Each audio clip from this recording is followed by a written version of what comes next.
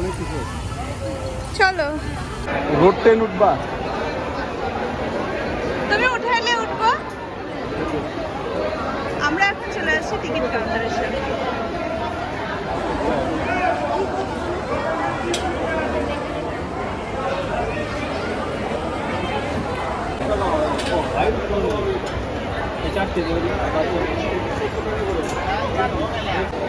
Guys just দেখো, আমরা হচ্ছে এখন ফুলের রাজ্যে প্রবেশ করলাম। কত ফুল, কত ফুল।